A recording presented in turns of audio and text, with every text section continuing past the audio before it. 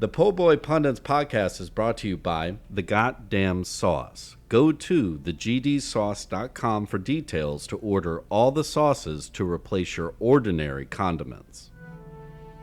Pulpery Media presents Po' Boy Pundits with your hosts, Brock and Ben. This is where we discuss the political headlines that grab our attention and all those little jerks that infuriate us. J.D. Vance killed the president. Yes, he did. I mean, it's a little coincidental. Correct. I mean, granted, that man was swollen.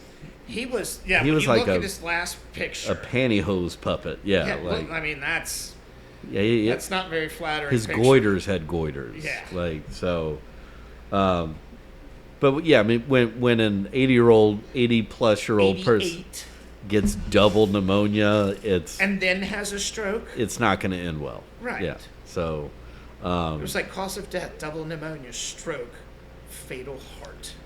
a stroke that sent him into a coma, and then he had a fatal heart attack. Correct. While in a coma. But Well, I mean, God loved that man. Apparently, dude got through Easter, so like, I wouldn't believe that he was alive prior to Easter unless he actually came out. right, yeah. On Like there's Easter. footage of him, Right, but there is footage of him on Easter Sunday. Yeah, And doing then mass. he's dead. Yeah, Yep. he did. Just think if he didn't do that mass. He's like the Catholic version of Dimebag. He had one last show in and was on stage. Or Ruth, she hung on as long as she could. Yeah, but somebody who does one final performance and then is gone. Yep. And that's what happened to him. Wow. So Saturday, God, I missed the whole thing with the smoke going up. Doesn't that happen immediately when he dies? No. That happens when they choose a new pope. Okay, that's what I thought. Or during the vote. So that White hasn't smoke happened. or black smoke. Right, black smoke if they haven't picked. Correct. White White smoke smoke. when they pick it.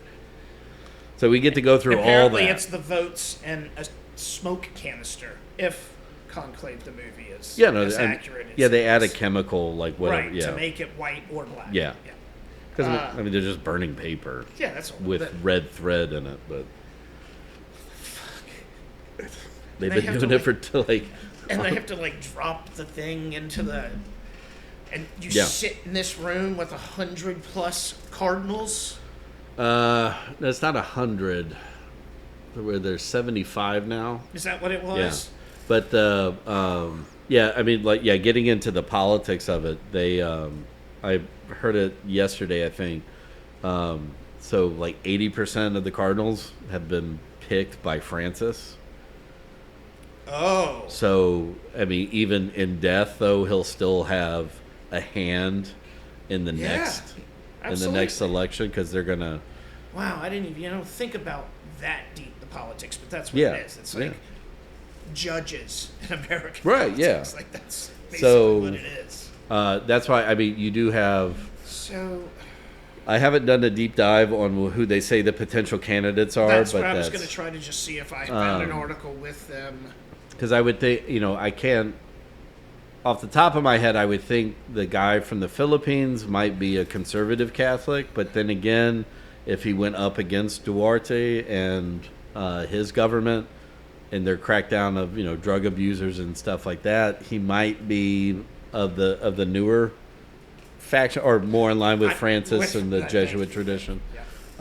Even though I don't think he's Jesuit, but I'm trying to find. Why don't you just Parolin? I don't know who he is. Luckily, there's no American on the short list. So here's a guy, experienced Vatican diplomat. Why? Louis Tagle, who is. Well, going back to what we were saying as you read through that. So what Francis was working on at the tail end was working across borders and across religious lines, trying to, ease tensions. Definitely between Catholics and Muslims. Yes. Who gives a shit what your religion is? Yeah, Judaism and the Orthodox Church. Let's not start Church. every single war in history. Right. So you want I mean, that would be somebody who would. That's why they're on the list as somebody who has diplomatic experience. Right. And then also too is that if you're going to continue that preaching like we need to take care of the earth, and also talking to these countries that are at war, saying like, hey, you need to stop. Not to mention all the what's the word I'm looking for? Gay rights, LGBTQ plus. Right, and then, but I mean, in terms of like diplomatic experience of knowing when and when not to visit with the vice president of the United States, and right. when to send somebody in to chastise him like he's a child. Exactly. Sunday school. That's what. God damn it. The head sister there should have been able to do. We should have just sent. Yeah, with a fucking ruler. Yep. Yep. That's exactly. Yes, Isabella Rossellini. Yeah. Is who we should have sent in. Sit down. Sit down. Sit. Be quiet. And they looked for that fucking ruler, and it was wood. None of this plastic bullshit. It was like 1/4-inch wood. Yeah, it was a slide ruler. Yeah. They should have sent J.D. Vance in there. Okay, so funeral Sunday, and then you said what, 10 to 12 days it starts? But you would think everybody's there already because of Easter. Well, I think is so they start the conclave like 10 to 15 days later. I think like at that point, like as they're all coming in for the funeral, there might be one or two that has to go off and like tidy things up. Right. And then not knowing how long he's about to be sequestered. But I would think too that's when they start like figuring out like, okay, who's staying where, how do we arrange transportation, do all that shit. Yeah.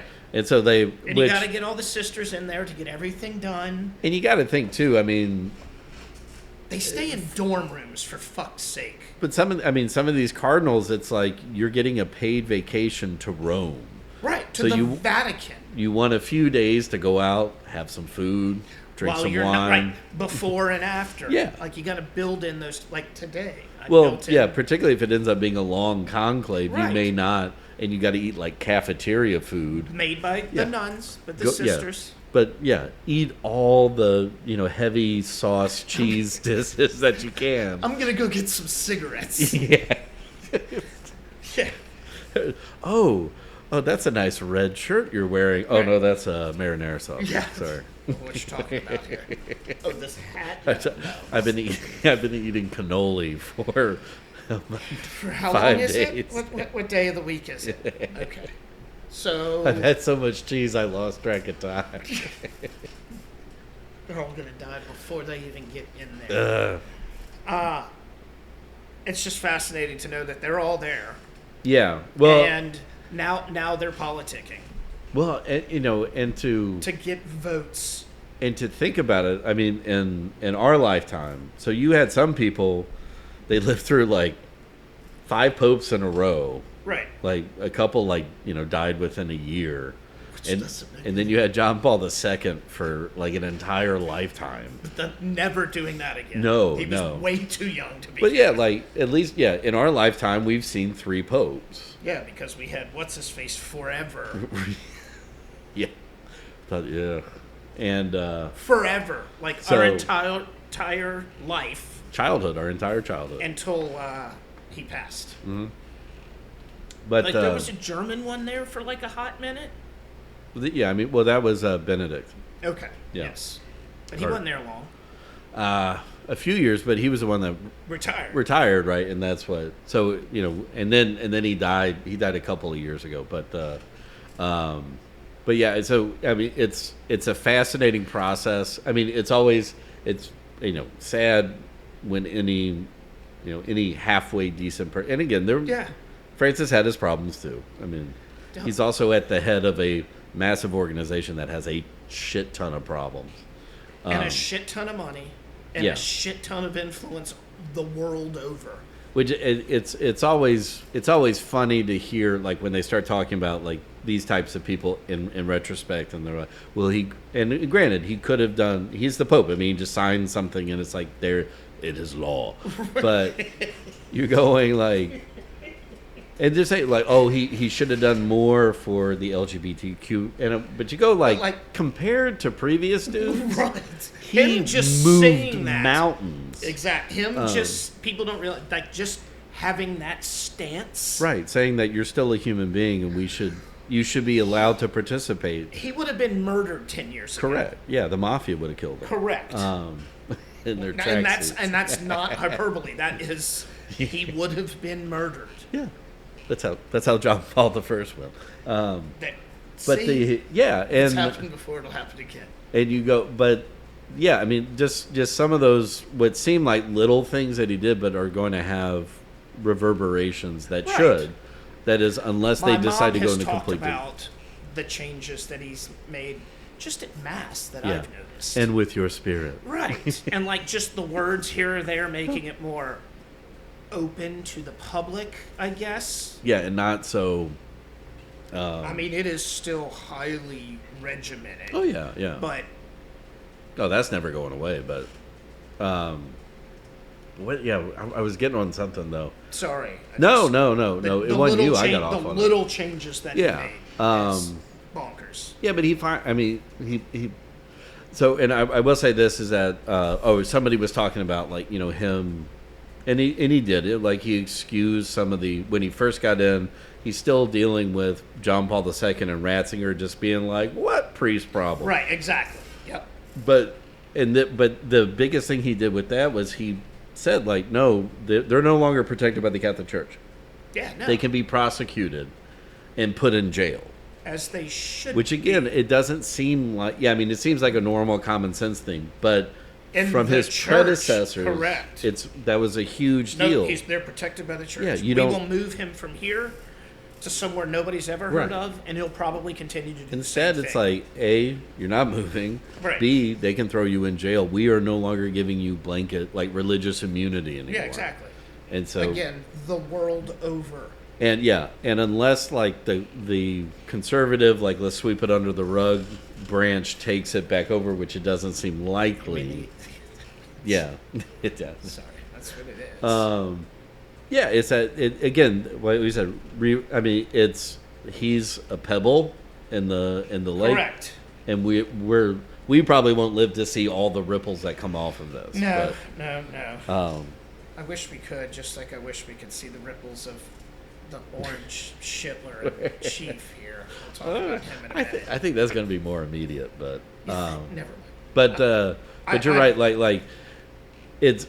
And now that we've seen it a couple of times, like 2 deaths, one retirement, when this happens, it's like, ooh, again, conclave coming up. Yep. Like just the inner workings of this. Just knowing. And now it is like an ancient organization. They put you in a room with a notepad and a pen and a stack of cards that you write a name on. And you can't vote for yourself. I had forgotten about that. Correct. Yeah. Which is why in the movie, I'm going to just say right. Ray Fiennes is when what is his name? When the Argentinian Nunez or something like that got one vote off the jump, I went.